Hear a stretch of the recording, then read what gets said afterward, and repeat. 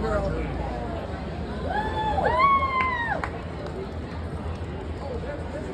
God bless you, Marjorie.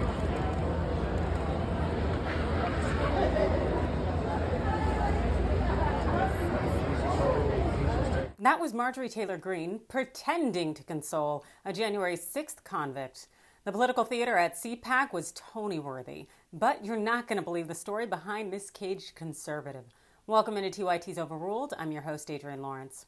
For day 2 of CPAC in Dallas, the Republicans put on a hell of a show. Among the convention center-style booths was a prison-like cell containing a man who's been identified as none other than the convicted insurrectionist and conservative influencer, Brandon Straka. He's the guy who spoke at the Stop the Steal rally on January 5th, but it was his actions the day after, i.e. storming the Capitol, that got him in handcuffs. Straka was initially charged with several felonies, including one that carried up to 5 years in prison. But suddenly, the feds reduced the charges down to just a misdemeanor charge of engaging in disorderly and disruptive conduct in the Capitol building.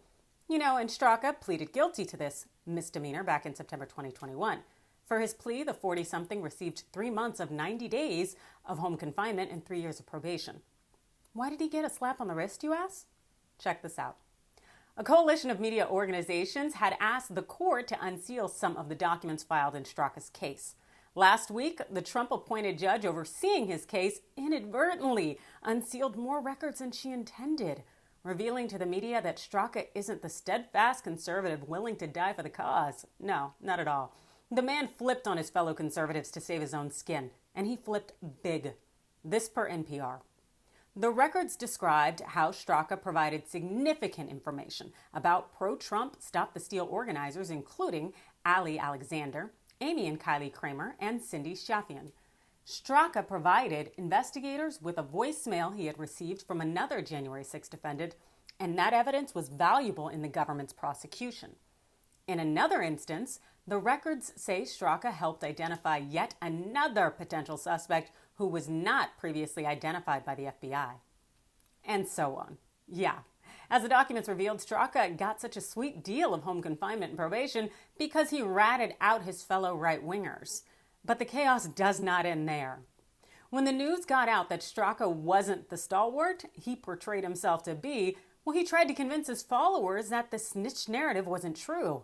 In fact, he went on several platforms trying to downplay his cooperation, arguably suggesting that he wasn't truthful with prosecutors after all when he was cooperating. Well, the judge got wind of Straka's media tour and made it known that lying to prosecutors on a plea deal is a bit illegal. Addressing Straka's attorneys, the judge said this: "It's been brought to my attention that Mr. Straka has been making questionable comments about the truth of his plea and the nature of his cooperation. I want to know, should I be expecting a motion to withdraw his plea? Because I would gladly hold an evidentiary hearing."